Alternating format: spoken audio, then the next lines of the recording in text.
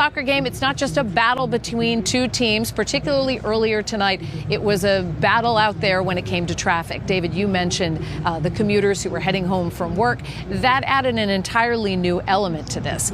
We decided we'd have a race. We sent one of our reporters on the road, the other on the commuter rail, to see who arrived at the stadium. First, let's go live to Mike Sullivan, who was the one to hop on the train. Mike? Listen, it was between me and Aaron, and he must have had to go pretty fast because the train was pretty smooth. We took it starting all the way back in Boston. South Station, this is my start of the race. I'm going to hit in the open road. I wish you the best of luck with that. May the best man win. See you there. Activate your tickets. Doesn't matter what time your ticket says. Step right up, get ready for a queue. That's the train experience for the World Cup. The MBTA saying they sold 11,000 tickets for this ride, with more fans expected to purchase a ticket home.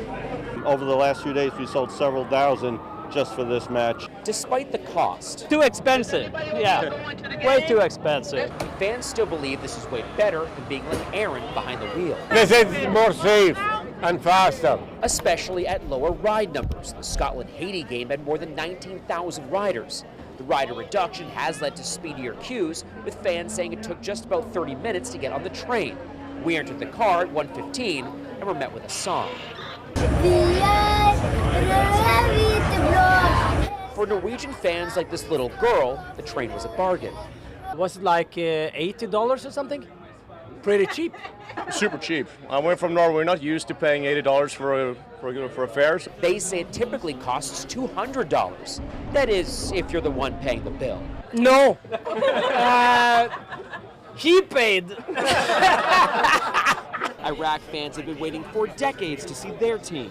Asher Nazat and his buddies took the train after some digital analysis. We did some AI research, and driving would have been crazy. 2-hour drive there and back. The game ends at 9 p.m. We're going to be tired. We have a flight tomorrow. Asher and the rest of us got off the train at 1:59, less than 45 minutes after we left. Well, unlike the fans, the media did not have to wait in the queue to get in, but they did tell us it was about 30 minutes. So if you factor in that and about 45 minutes for the ride that it took, it's about an hour and 15 minutes for an average fan to get here to Foxboro and beat that errand.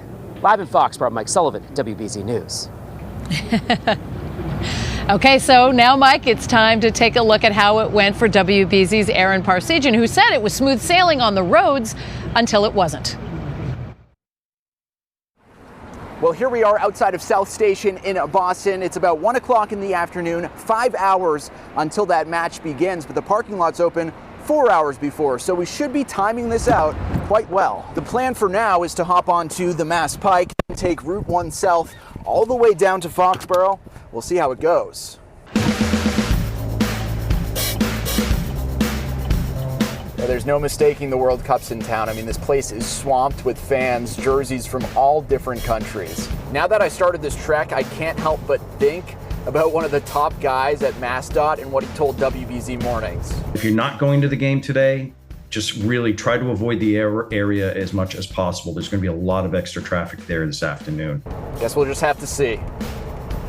And what I saw was smooth sailing all across the Pike. I was sure I was going to beat Mike until I pulled onto 95 South. I'm watching the time on the GPS just starting to tick up, going around 20 miles an hour at this point. It was stop and go, but then things opened up. I got onto Route 1 without a hitch.